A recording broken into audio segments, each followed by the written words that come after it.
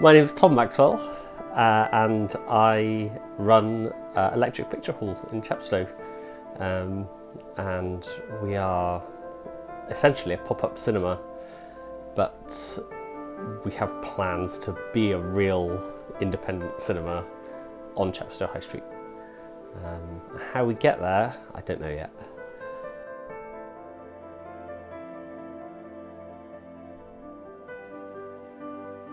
I'm quite dyslexic, so reading a book is really an exhausting process for me. In a typical year, I would read 0 fiction books because it just doesn't work. So the storytelling that I enjoy, it comes from cinema and movies, and I really enjoy watching the way that a film is put together, everything about it, the story, the visuals, the colours, the sound.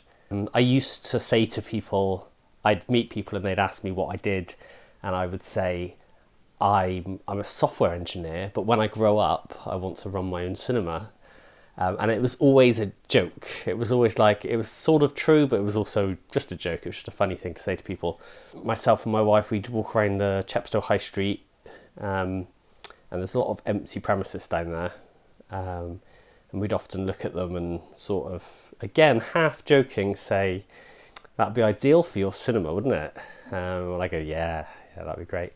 There's a big abandoned office building right in the middle of Chepstow, and it's been empty for years now. I think I know which one. Yeah, the big Barclays building.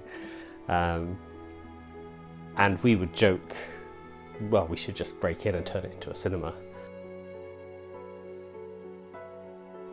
So we got the name Electric Picture Hall from the original Chepstow cinema, and when we started this project we were coming up with all kinds of silly names and couldn't think of what to call it, and then I think the day before we had to print our first flyers, we were walking past this hole in the wall that used to be a cinema, and we just happened to notice there on the plaque, Electric Picture Hall, 1911 to 1932, I think.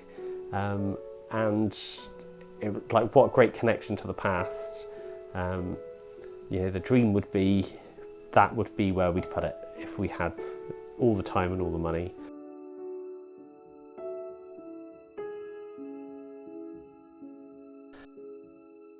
So we started speaking to some of the bars and some of the venues around town, which have been quite quiet post-lockdown. And we found a venue with a function room that they weren't using. A friend gave us a projector. Another friend gave us a Blu-ray player. We just put up some posters around town for a film night. It was Halloween, so we did. We screened The Lost Boys. It's an 80s classic comedy movie. And it was very popular. People enjoyed it. We got a nice little turnout. So we did it again the following month, and we kept on going. Since then, we've upgraded all of our gear. So now we've got, a high-end projector and a nice sound system. And we move from premises to premises, and that's our pop-up cinema. Every venue is a bit of an adventure. So this week we did our film festival at Chepstow Art Space, and halfway through one of the films, the sun decided that it was going to find a hole in the blackout blinds, and we had to scrabble to fix that. But yeah, so every venue is a little bit different. We set up the projector, set up the sound system, set up the screen, and then you start problem solving, usually with cable ties and sellotape and whatnot. And then hopefully some people turn up. Yeah, so all of our events are free, which can be a challenge because people haven't necessarily invested in what we're doing on the day. So it's very easy for people to say they're coming and then have no one turn up.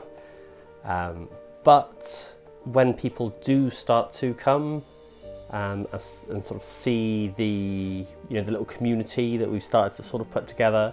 Hopefully they'll keep on coming back, and hopefully it will become a regular part of people's sort of calendar. Working from home has made me sort of realise what we lose a little bit of, a little bit of just human interaction, a bit of human connection. Watching a film around other people is a different experience. Films I've seen dozens of times, and I do watch the same films dozens of times. You watch them in our little cinema with other people, sometimes strangers, sometimes people we know from town, and their reactions really can affect your reaction to the film. So things that maybe jokes that I didn't think were that funny the first time round, when I see somebody else's reaction to them, it changes my response to them and makes me think about it differently. And it's a great experience. It's a shared experience. We've gotten very used to very glossy, very well-made American, usually, series, which are kind of satisfying, but the storytelling aspect of them is often, I think, undermined by the 22 episodes over the course of 5 years.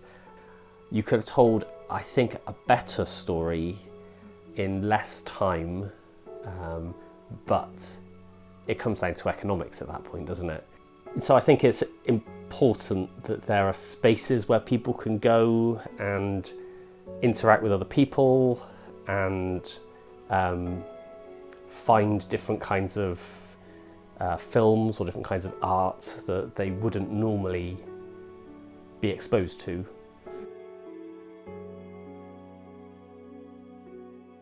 So at first we did sort of say it's just my expensive way of watching films on a big screen.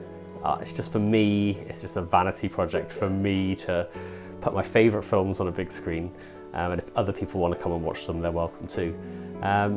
But we've sort of branched out from that a little bit now, and we've tried to sort of come up with themes.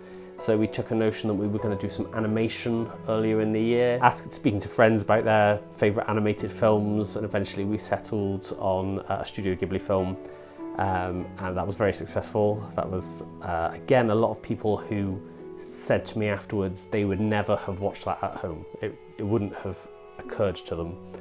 So that was very good. Christmas, we did a Muppets Christmas Carol sing-along. We printed out all the song sheets, we had chocolate, we had, somebody brought some hot chocolate along for everybody. So that was lovely, that was a lovely evening. Halloween is obviously an easier choice. It's amazing how these things can just come together. We started this without a clue, and we were just making it up as we went along.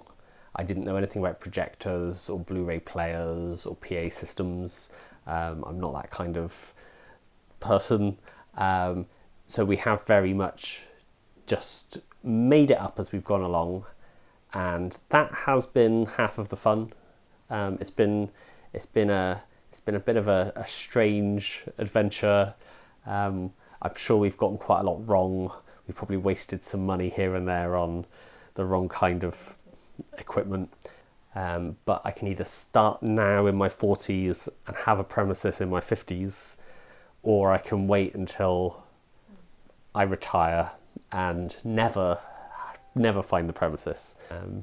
But there's all these high streets with all these empty units. There must be a generous landlord out there who's willing to help us out. That would be ideal. That would be the absolute dream. Music, filmmaking, and sort of the more sort of fine arts seem to be an increasingly upper middle class pursuit. I come from a very working class background, and I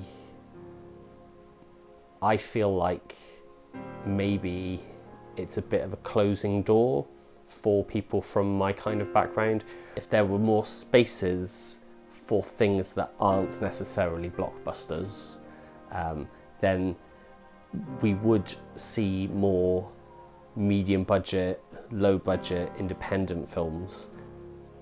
Big franchises can lead to maybe a bit of a monoculture. So we need other spaces for other voices, and other styles and other expressions, more personal, yeah.